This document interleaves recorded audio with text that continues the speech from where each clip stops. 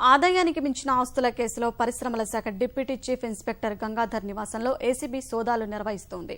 హైదరాబాద్లోని కూకట్పల్లి, ఆదిత్యనగర్, హబ్సిగూడ, నిజామాబాద్ ప్రాంతాల్లో ఏకకాలంలో దాడులు నిర్వహిస్తున్నామన్న అనసా డీఎస్పీ సూర్యనారాయణరావుతో ఈటీవీ తెలంగాణ ముఖాముఖి.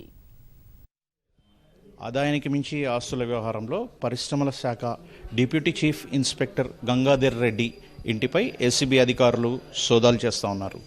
ఈ వ్యవహారానికి సంబంధించి ప్రస్తుతం మనతో పాటు ఏసీబీ డిఎస్పీ సూర్యనారాయణ ఉన్నారు. ఆయనతో అడిగి మరిన్ని వివరాలు తెలుసుకుందాం. సార్, ఈ సోదాలు ఎప్పటి నుంచి కొనసాగుతున్నాయి?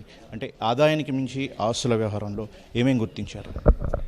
ఈ రైట్స్లో ఆయన డాక్యుమెంట్ విలువ ప్రకారమే 2.5 కోట్ల విలువ గల భూములు, ప్లాట్లు సంపాదించారు. ఇంకా గోల్డ్ ఒక 26 తులాల బంగారం ఇప్పటివరకు ఇంట్లో దొరికింది.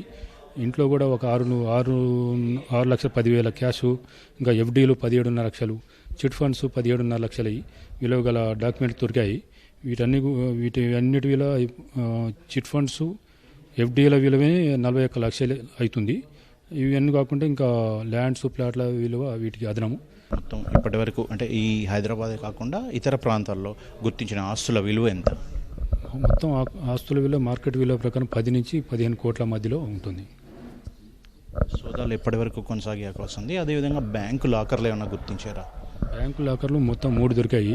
3 కూడా ఇప్పుడు ఆయన లాకర్ ఓపెన్ చేసి ఈరోజు లాకర్లు ఓపెన్ చేసి అందులో ఏమున్నాయో కూడా ఇప్పుడు వేరే డిఎస్పీ గారు చూస్తున్నారు.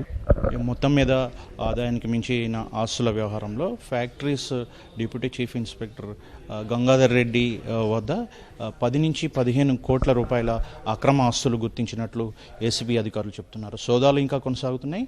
మరి బ్యాంకు లాకర్లలో ఇంకా ఏం దొరుకుతాయనేది వేచి చూడాల్సి ఉంది. కెమెరామెన్ రాజీవ్తో శ్రీనివాస్, ఈటీవీ న్యూస్, హైదరాబాద్.